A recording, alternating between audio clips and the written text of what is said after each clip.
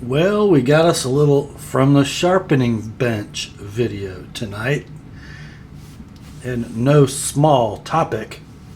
We have a legend. Take a look at that old battle-worn beauty. Stay tuned, guys. We'll talk about it.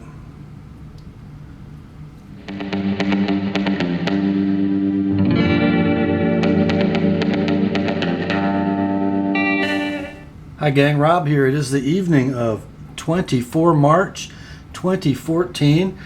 Got a little from the sharpening bench video for you all this evening. From my friend Greg. We have a knife I think he was almost a little embarrassed to send in.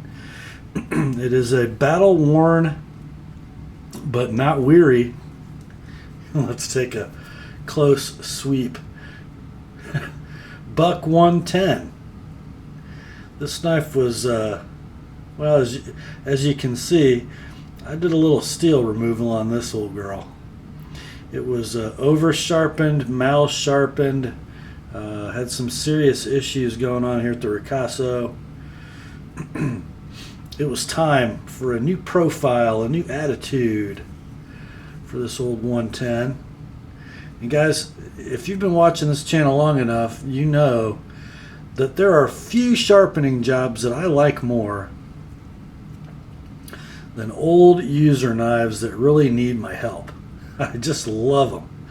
And as you also are aware, I got a big soft spot in my heart for old buck knives, especially 110s. This particular blade, manufactured by, judging by the date code on the blade tang, between 1974 and 1980. That's the Buck 110 USA, stamped with one dot on either side of the 110 model number. That not only narrows it down to 1974 to 1980, it also tells us that this 110 is sporting that first super stainless steel we had in the knife industry, 440C.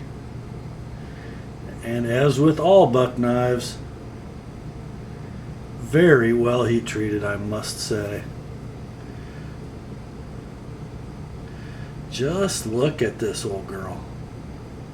Got some scratches. I think in spots you can even see where there's some old sharpened bevel above my near mirror polished bevel.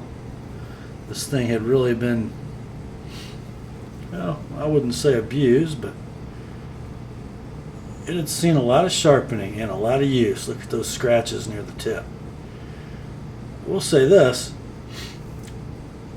the tip of this knife was relatively intact. Didn't have to remove any material from the spine here in the swedge area to get a nice needle sharp point. It really responded well. Let's see how she operates. A little grit in the pivot still. You know, you can't take these old bucks apart to clean them.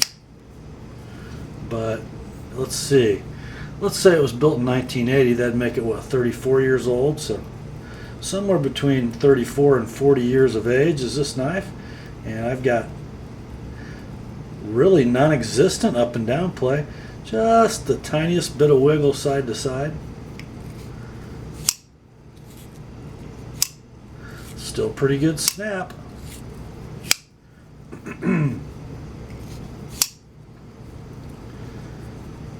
What a cool old blade. Just check out the brass. Nobody kept this thing polished. It got used. It got identified with some engraving. It got put away. Look at that. You can even see the pivot rivet exposed in that one bolster.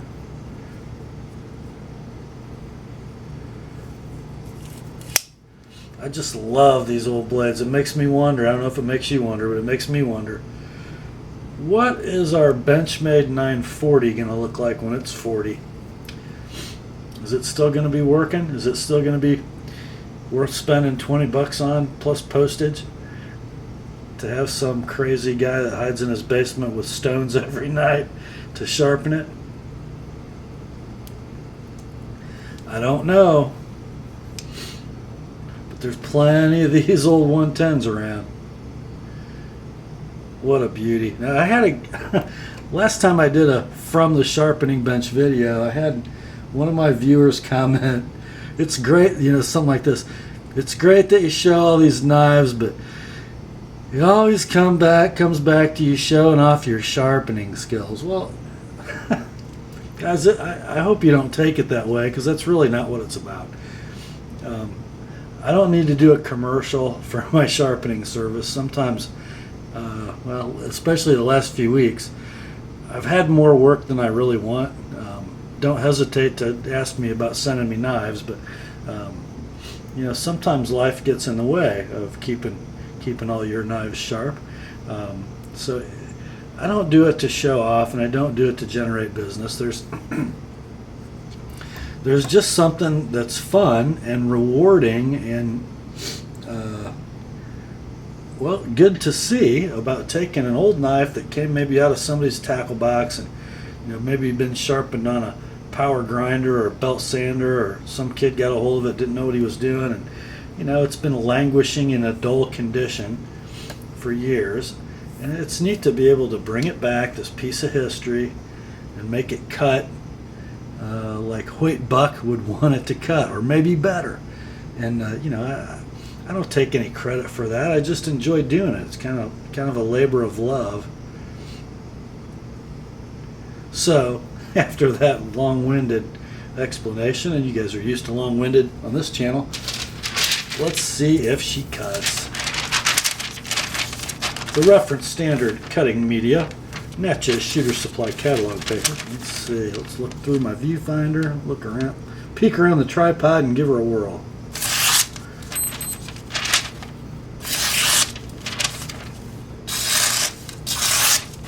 Just got to get the right angle on it.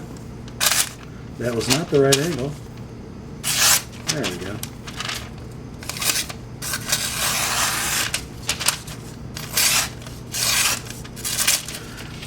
A little push cutting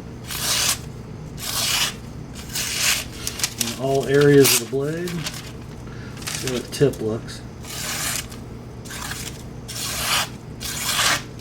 Yeah.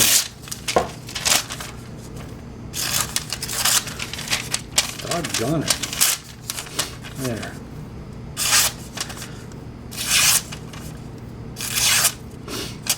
I think that dog will hunt, and that knife will cut. Well, Greg, this one will be on its way back to you in the morning.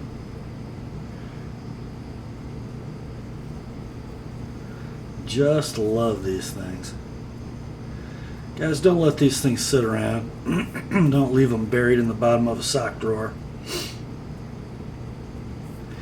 Get them out, get them sharp, use them. That's what they're made for. Wow.